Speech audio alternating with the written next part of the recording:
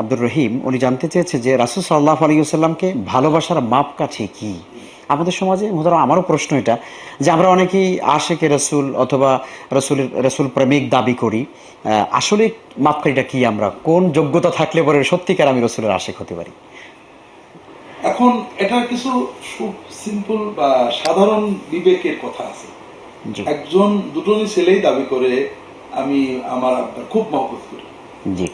একজন বাবার কথাও শুনে না, বাবার কাছেও আসে না, সে বাবার খুব মহব্বতের দাবি করে। জি। আর একজন বাবার কথা শুনে বাবার জন্য সবসময় চিন্তা করে।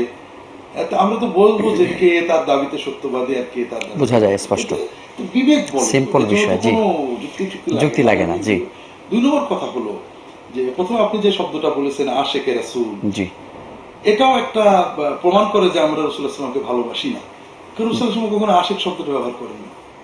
ভালোবাসা প্রকাশ করার জন্য আমাদেরকে নিজেদেরকে দাবি করতে হচ্ছে আমরা আশেকে রাসূল।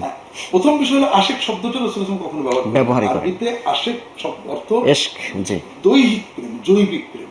আচ্ছা, আল্লাহর কোরআনে রাসূলুল্লাহ সাল্লাল্লাহু আলাইহি ওয়াসাল্লাম কোথাও ইশক শব্দ নেই। জি, মহাব্বত আছে। মাহাব্বত, মহাব্বত শব্দটা কলবি, এটা কলবের সাথে সম্পর্কিত। হ্যাঁ, এটা মনের ভালোবাসা, যেটা পিতামাতার ক্ষেত্রে প্রযোজ্য, ওস্তাদের ক্ষেত্রে প্রযোজ্য, আল্লাহর ক্ষেত্রে সবার ক্ষেত্রে প্রযোজ্য।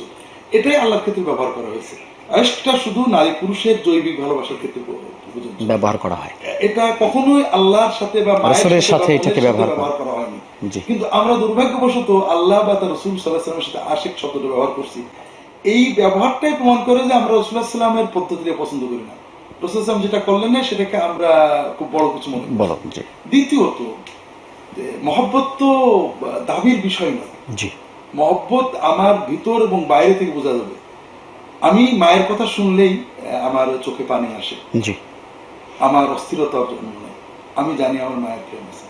আমার সামনে মায়ের কথা একজন বলছে, আমার বাদ এসব কথা, মায়ের কথা, মায়ের ব্যথার কথা, মার অসুখ হয়েছে শুনে আমার মনে কোনো অস্তিত্ব লাগে না। মাকে একজন গালি দিয়েছে, ছোট ভাই মাকে রাগ করেছে শুনে আমার হৃদয় অস্থির হয়ে ওঠেনি। আবার আমি মনে করছি আমি মায়ের খুব ভালোবাসি। এটা তো ব্যক্তিই বুঝতে পারে যে এটা মিথ্যা কথা। মিথ্যা কথা।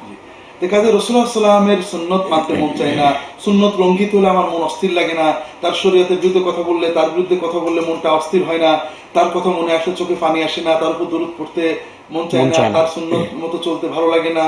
আমি দাবি করছি আমি আশিকে রাসূল। এটা এই আত্মপ্রবঞ্চনার কি দরকার আছে? তৃতীয় কথা হলো মহব্বতের মেয়ার আল্লাহ তাআলা দিয়েছেন রাসূলুল্লাহ সাল্লাল্লাহু আলাইহি ওয়াসাল্লাম। এটা আমাদের দ্বীনের সবকিছুর মেয়ার।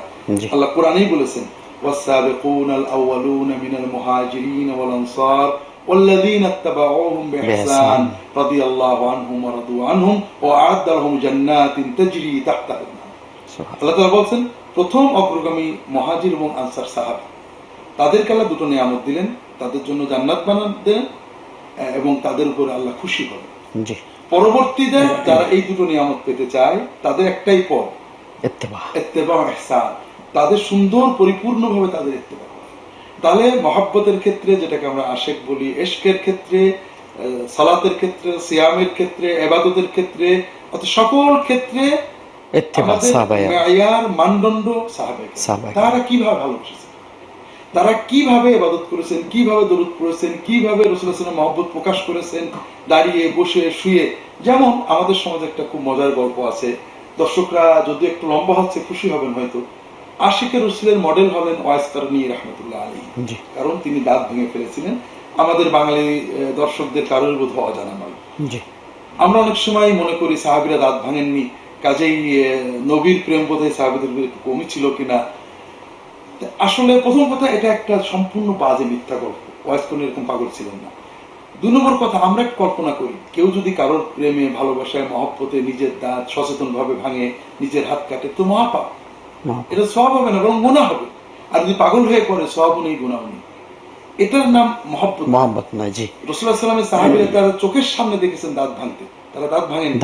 কারণ ঘরে বসে দাঁত ভাঙা এটা কোনো মহব্বত নয়, বুক চাপড়ানোর কোনো মহব্বত নয়। তারা নিজেদেরকে দেহ দিয়ে প্রাচীর বানিয়েছেন, মানব প্রাচীর বানিয়ে তাকে করেছেন, তার জীবন রক্ষার জন্য চেষ্টা করেছেন, তার প্রতিরক্ষার জন্য জীবন দিয়েছেন, তার সুন্নাহ প্রতিষ্ঠার জন্য জীবন দিয়েছেন। এটা হলো প্রকৃত মহব্বতের মানদণ্ড।